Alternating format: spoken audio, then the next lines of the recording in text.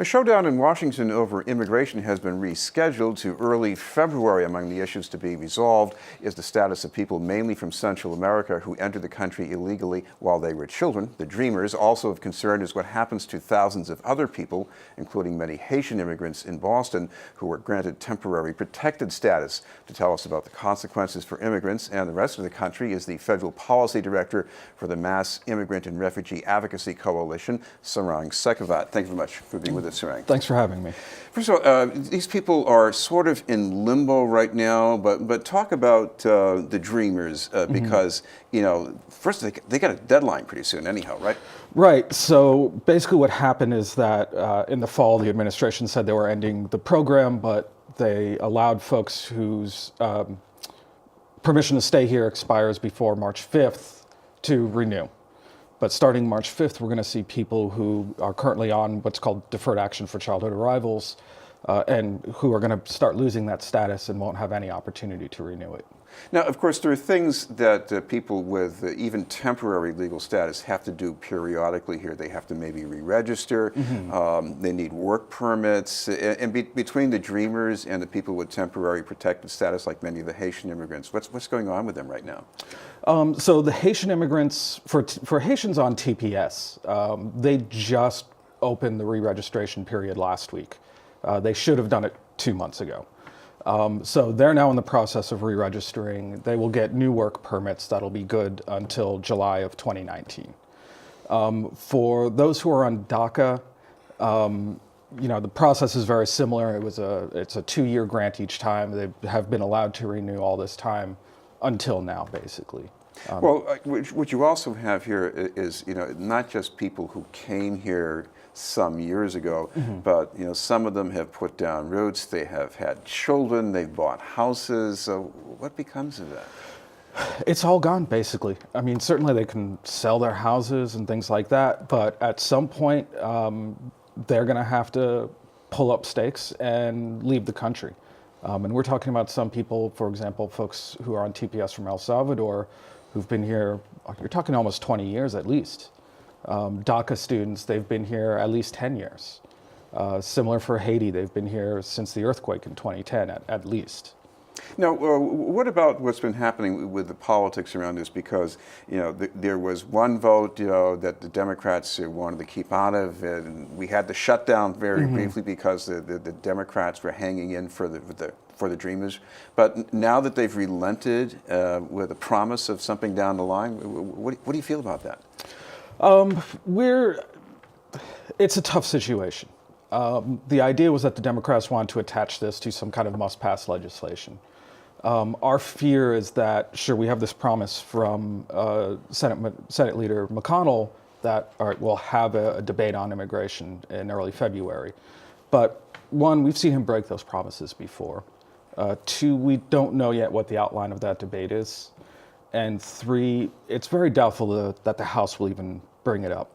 We've seen before comprehensive immigration reform a few years ago where it passed the Senate and the House never held a single committee hearing on it. So it's still really very much up in the air and frankly, it's looking doubtful.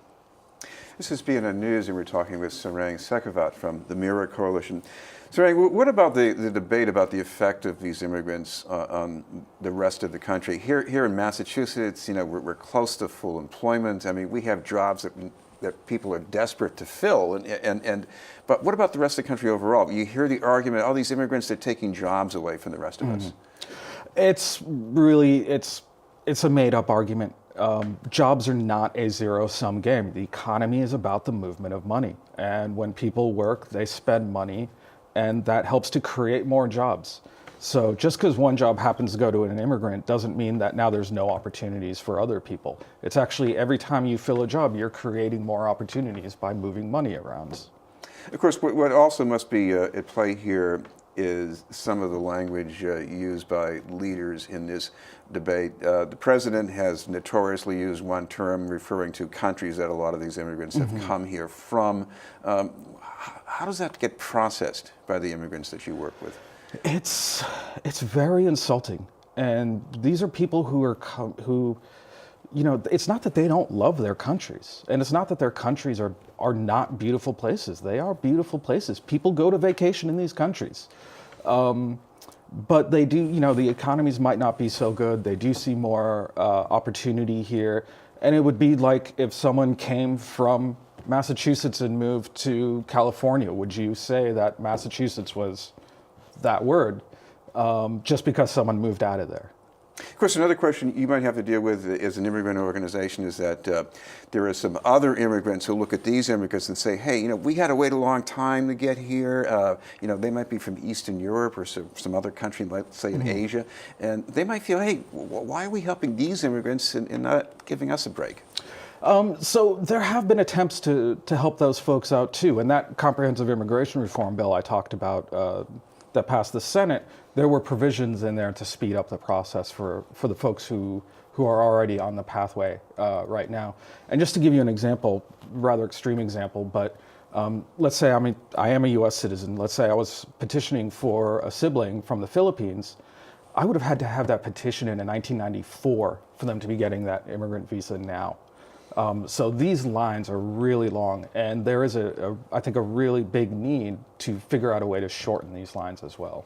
Well, of course, you're also concerned about getting people in other communities, other constituents to help out here. What's your advice along those lines? I really think that just talking. I actually had this conversation with someone just yesterday. It really is about talking about what's going on. A lot of people just don't understand what the immigrant experience is and who immigrants really are.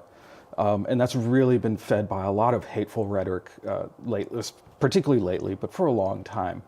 And so it really kind of poisons the well for folks. And so just for them to be able to talk and actually be able to meet folks, talk to their neighbors, things like that, I think that really is one of the most helpful things. We should also mention, whether it's other people in the city or immigrants, if they want some more information, you've got a website that they can go to for MIRA? Yes, it's just MIRAcoalition.org, MIRA coalition.org.